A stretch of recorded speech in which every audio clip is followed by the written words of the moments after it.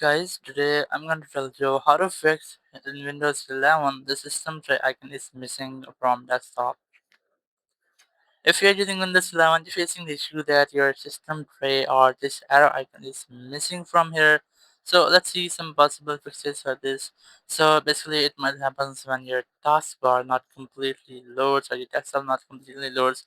Now for this, you have to refresh or completely restart your desktop, not your PC, just only your desktop and your taskbar. Now for this, you have a simple way. You just have to right click on empty place on your taskbar and open task manager from here, and you can also go to search and just search for task manager to open task manager and click open from here.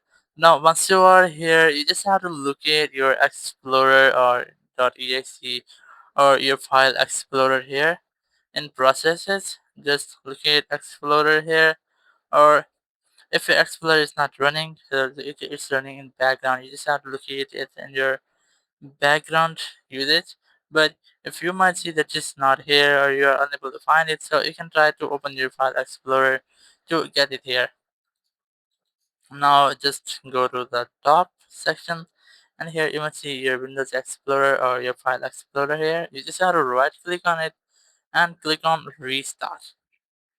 Now, once you have restarted, it will completely restart your desktop, your taskbar. So once you have done, just wait for a few seconds, and you might see your system tray or this arrow icon over here. So in this way, you can easily fix your issue. Thank you very much for watching the video. Until next video, bye bye.